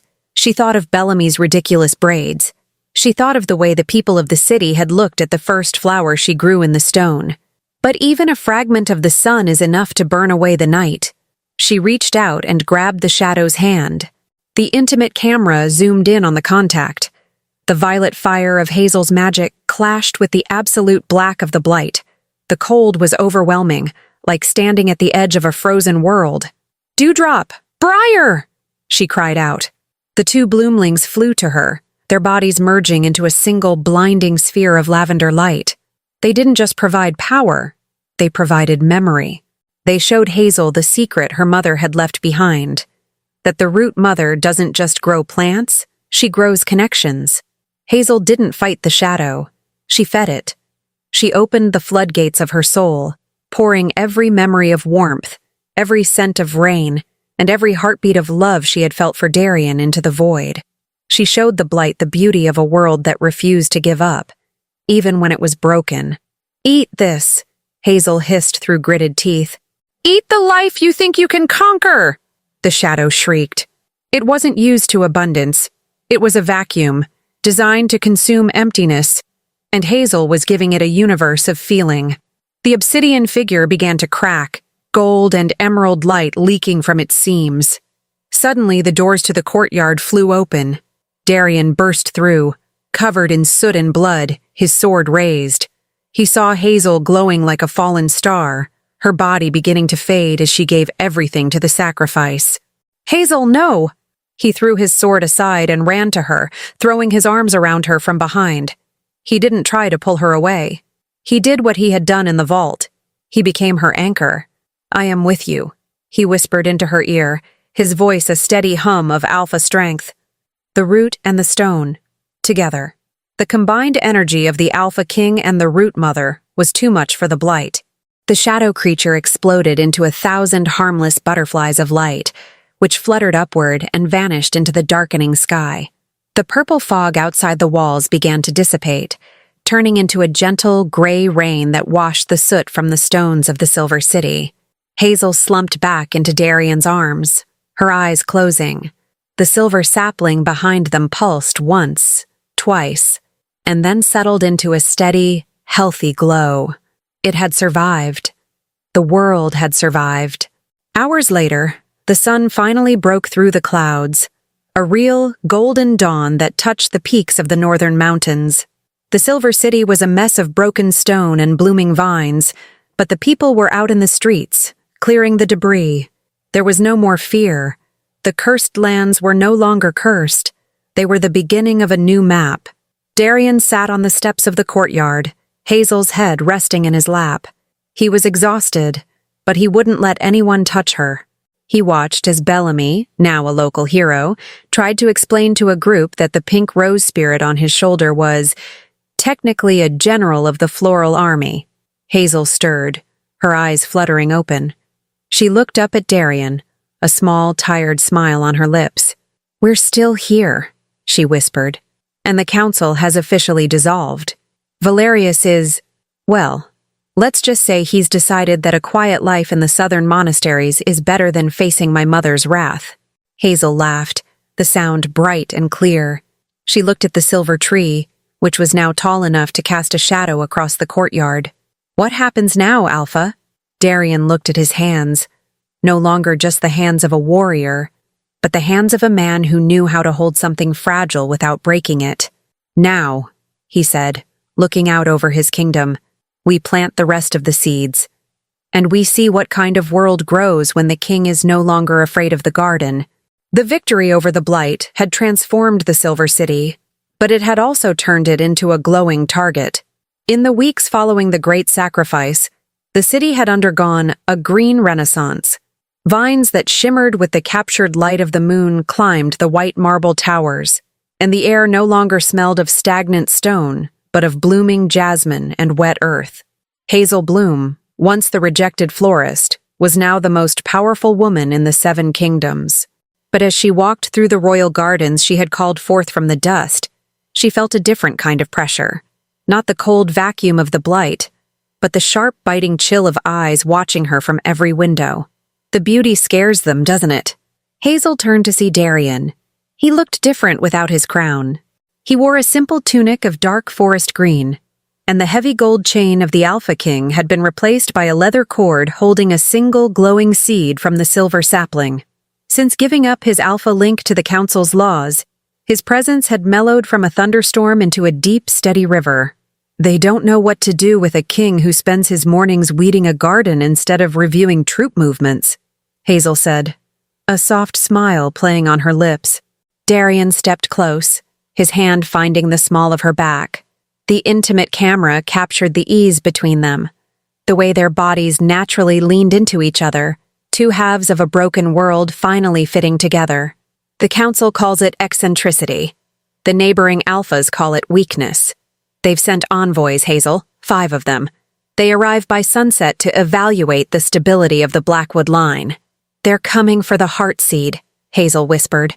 "They're coming for the woman who controls it," Darian corrected, his jaw tightening. "They've heard rumors of a girl who can command the earth, who can break an alpha's bond and turn a city into a living weapon. They don't want to congratulate us. They want to see if the weapon can be stolen." The arrival of the envoys was a spectacle of posturing and fur. 5 alphas from the surrounding territories marched into the Great Hall, their capes trailing behind them, their scents heavy with aggression and territorial dominance. At the head of the group was Alpha King, Hazel's cousin, the man who had exiled her, the man who had called her defective. Hazel stood beside Darian's throne, which was now overgrown with soft, flowering moss, and felt a surge of the old, familiar shame. But then she felt a sharp pinch on her ear. Briar was there, her pink wings buzzing with an indignant fury. On her other shoulder, Dewdrop let out a calming, rhythmic hum. "Cousin," Kane said, his voice dripping with a feigned warmth that made Hazel's skin crawl. "I must say, you've done well for yourself. From a shack in the mud to the right hand of a king. Though, I hear the king is no longer quite so royal." Kane looked at Darian with blatant disrespect. "Giving up your link to the ancestral laws for a few flowers? A bold choice, Blackwood. Or perhaps a desperate one." Darian didn't rise. He leaned back, his sea-colored eyes cool and unimpressed. The flowers saved my mother's life and held a shadow that would have turned your territory into a graveyard, Cain. I find my priorities are exactly where they need to be. Is that so? Cain stepped forward, his eyes fixing on Hazel. The Silver Moon Pack has a claim on this girl. She is our kin. Her gift belongs to her bloodline. If she has truly found a way to bridge the gap between wolf and earth, that knowledge belongs to us. The room went silent. The other envoys shifted, their eyes darting between the silver-haired girl and the massive black-haired man beside her. I belong to no pack, Hazel said, her voice clear and resonant, echoing with the authority of the Whispering Woods. You cast me out, Cain. You signed the papers. You said I was an administrative inconvenience. Do you remember? Cain's face flushed a dark, angry red. A mistake made in youth. Now that your power has matured, it is only right that you return to your roots. My roots are here, Hazel said, gesturing to the blooming hall. In the land that accepted me when you wouldn't, in the heart of the man who saw me when you were blind. Cain let out a low, predatory growl. You think a few vines can stop a pack of wolves? We've seen your shield, Hazel. It's pretty. It's poetic. But it isn't iron. He reached out, his hand moving toward Hazel's arm as if to claim her. In a blur of motion, Darian was on his feet. He didn't draw a sword. He didn't shift into his wolf form. He simply stepped between Hazel and Cain, and the air in the room suddenly became incredibly heavy. It wasn't the crushing weight of an alpha's command. It was the weight of the earth itself. The stone floor beneath Cain's boots began to pulse with a deep, violet light. Small, obsidian thorns began to sprout from the cracks in the marble, surrounding Cain's feet like a trap. I may have given up the council's laws, Darian said, his voice a low, lethal vibration. But I have gained the land's protection. You are standing in a garden, Cain. And in this garden, I am the sun, and she is the rain. You are merely a pest. The thorns rose, forming a circle around Cain's boots, a silent warning. The other envoys backed away, their eyes wide with a new kind of fear. They realized then that Darian hadn't lost his power. He had traded a flickering candle for a wildfire. Enough! Queen Malva's voice rang out from the balcony. She descended the stairs, her presence commanding and ancient. The Blackwood Kingdom is no longer a territory to be carved up by greedy neighbors. It is a sanctuary. Any who come in peace are welcome. Any who come to claim what is not theirs will find that the earth has a very long memory for where it buries its enemies. Cain looked at the thorns, then at Hazel's unwavering gaze. He realized he had lost. He had thrown away the greatest treasure of his bloodline, and now he was looking at the woman who would lead the world into a new age. This isn't over, Cain spat, though he carefully stepped back from the thorns. The other kingdoms won't accept this botanical rule. You're turning us into prey. No, Cain, Hazel said softly. I'm turning us into a forest. And forests don't need alphas. They need guardians. As the sun set, the envoys were escorted out, not by soldiers with spears, but by a shimmering path of bioluminescent lilies that guided them toward the gates. Hazel and Darian stood on the balcony, watching the torches of the retreating packs disappear into the distance. They'll be back, Darian said, his hand finding hers. Let them come, Hazel replied. We have a kingdom to build, and Bellamy needs help. I think Briar has started an interior design project in the barracks involving sentient ivy and very confused recruits. Darian laughed, a sound that finally felt free of the weight of the crown. He pulled her into his arms, the intimate camera lingering on the quiet, domestic peace of the moment. The scent of the silver sapling was everywhere now, a promise of a future that was no longer written in blood, but in leaves. I love you, Hazel Bloom, Darian whispered. I know, Alpha. The trees told me. The night was peaceful, but deep in the shadows of the southern kingdoms, a new sound was rising. It wasn't the blight, and it wasn't the growl of a wolf. It was the sound of a metal gear turning. The industrial lords of the south had heard of the magic forest in the north, and where Hazel saw life, they saw fuel. The peace was a bridge, but the true war the war between the living earth and the cold machine, was just beginning to hum in the distance. The dawn that rose over the Silver City was no longer a battlefield of gray soot and iron.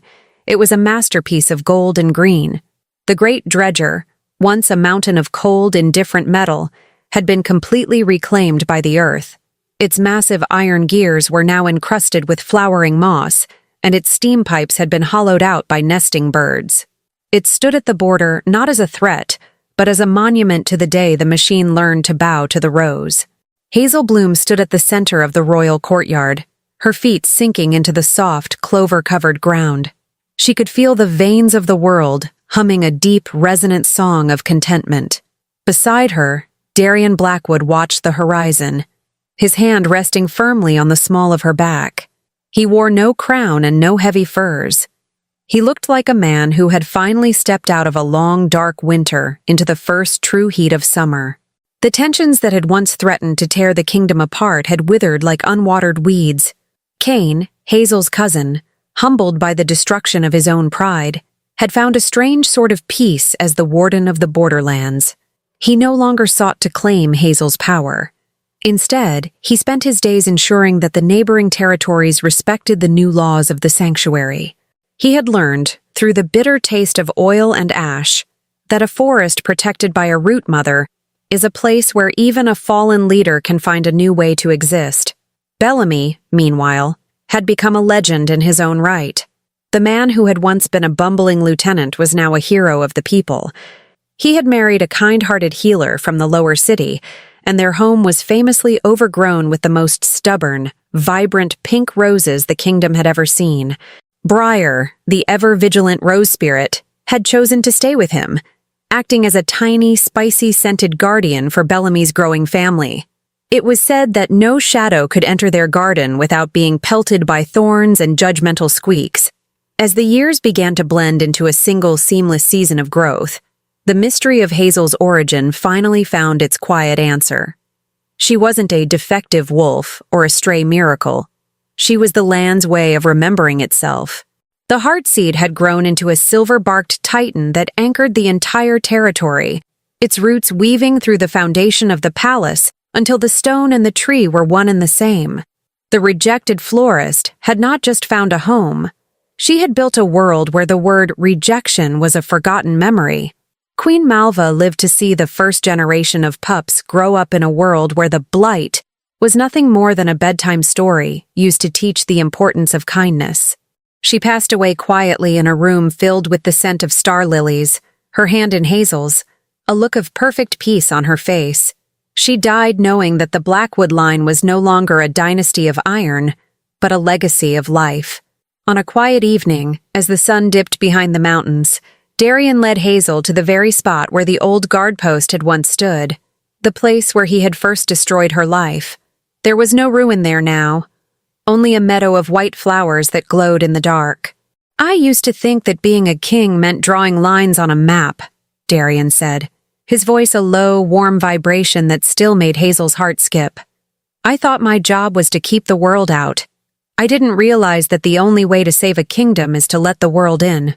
Hazel leaned her head against his shoulder, watching a swarm of bloomlings, dewdrop among them, glowing like a tiny moon, drift across the meadow. "We didn't just save the kingdom, Darian. We gave it a soul." He turned her to face him, his sea-colored eyes reflecting the starlight. There were no more secrets between them, no more alpha commands, and no more walls of thorns. There was only the steady, rhythmic pulse of two hearts beating in harmony with the earth beneath them. "I love you, Hazel Bloom," he whispered, a promise that resonated through the trees and the stones alike. "And I love you, my king of the forest," she replied. As the perspective of destiny pulled back for the final time, it showed a land that was no longer dying, no longer empty, and no longer cursed. It showed a sanctuary where every seed was a promise, and every bloom was a victory. The story of the girl with the torn cloak and the king with the frozen heart ended not with a period, but with the soft, eternal rustle of a leaf turning toward the sun. The circle was closed, the roots were deep, and for the first time in history, the morning was true, perfect, and eternal. Epilogue. The Silver City did not just survive, it exhaled. Decades had passed since the day the iron machines of the South had been turned into trellises for climbing roses. The heavy, jagged stone walls that once defined the Blackwood territory were now barely visible, draped in a living tapestry of emerald ivy and star-shaped jasmine. The kingdom had no need for cold stone barriers when the very forest stood as a sentinel, its roots intertwined with the bones of the earth. Hazel and Darian sat on the wide, sun-warmed steps of the high pavilion, a structure grown, not built, from the boughs of the great heartseed. Beside them, a new generation of cubs, their laughter echoing the tinkling bells of the bloomlings that flitted between them. Bellamy, now a silver-bearded patriarch with a belly that shook when he laughed, sat nearby on a mossy bench. He was busy carving a wooden flute for his youngest granddaughter, while Briar, who had grown slightly larger and even more opinionated with age, sat on his shoulder, critiquing his handiwork with sharp, rhythmic chirps. "The grain is all wrong, Bellamy," Hazel translated with a smirk, leaning her head against Darian's shoulder. Darian chuckled, his hand covering hers. His grip was still strong, though his skin was now etched with the fine lines of a life lived in the sun. Some things never change. The Rose Spirit still thinks she's the master of works. She is the master of works, Hazel reminded him, looking out over the valley. The Seven Kingdoms were no longer a collection of warring packs defined by dominance and shadow. They had become a network of sanctuaries, linked by the veins of the world that Hazel had spent her life tending. There were no more rejected wolves, no more defective souls. In a world where the king had learned to kneel to the sprout, everyone had found a place to bloom.